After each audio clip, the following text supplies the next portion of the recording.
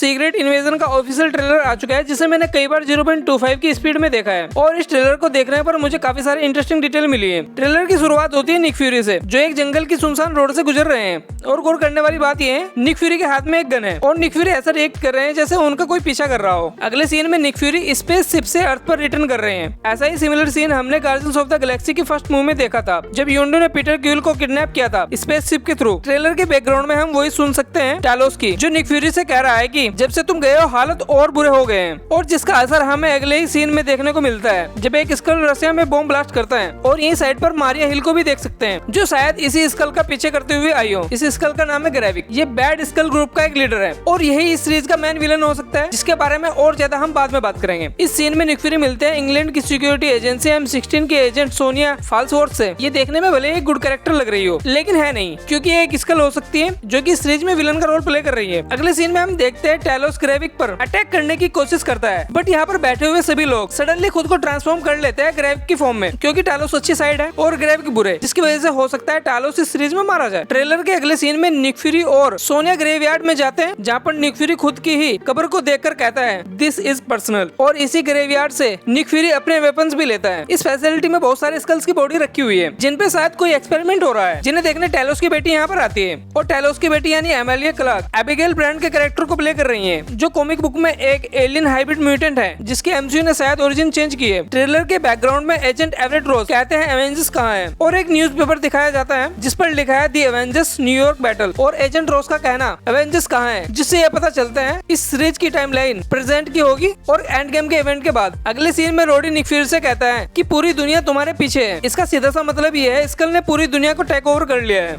जिन्हें अब Nick Fury से कुछ तो चाहिए। अगले ही सीन में एक बॉक्स दिखाया जाता है जिस पर लिखा है DODC यानी डिपार्टमेंट ऑफ डैमेज कंट्रोल, और यहाँ से चीजें और ज्यादा कॉम्प्लिकेटेड हो जाती हैं, जिसे मैं दूसरी वीडियो में एक्सप्लेन कर दूंगा। वेल तो बात कर लेते हैं इस बॉक्स की। इसमें है क्या? इस बॉक्स पर लिखा हुआ है स्पेसिमेन सैंपल और CULL। शॉर्ट में कहो तो CULL मतलब कल ऑब्सिडियन, जो कि थैनोस के बच्चों में से एक है, जिसका हाथ वोंग ने काट दिया था इन्फिनिटी वॉर मूवी में। जिस कटे हुए हाथ को DODC ने कलेक्ट कर लिया होगा, लेकिन ये इतना इंपॉर्टेंट क्यों है, जिसका जवाब हमें आगे ट्रेलर में दिया जाता है ग्रेविक की पावर को दिखाकर, जो कि काफी हद तक ग्रूट जैसे लग रही है। वेल ये सुपर स्कल है जो किसी की भी पावर को कॉपी कर सकते हैं। कॉमिक बुक में स्कल्स पर एक्सपेरिमेंट होने के बाद वो सुपर स्कल्स बनते हैं, और इसीलिए कल ऑब्सिडियन का ब्लड सैंपल इतना इंपॉर्टेंट है, क्योंकि इसी सैंपल से ग्रेविक खुद पर एक्सपेरिमेंट करेगा, जिससे वो सुपर स्कल बनेगा। ज्यादा मैंने वीडियो की स्टार्टिंग में ही कहा था, ये औरत दिखने में जितनी ज्यादा शरीफ लग रही है उतनी है नहीं, क्योंकि इसने यहाँ पर एक बंदे को कैप्चर कर रखा है, जिसे टॉर्चर करने के लिए ये हाथ में एक वेपन लेकर जा रही है। और मेरा मानना है यही इस सीरीज की मेन विलन हो सकती है। और इस ट्रेलर के लास्ट में Nick Fury one last fight dialogue बोलते हैं, जिसे सुनकर लगता है कि शायद निक फ्यूरी इस सीरीज में मारा जाए। तो भाई लोगों इस वीडियो में इतना ही। आई होप आप सभी को ये वीडियो अच्छी लगी होगी।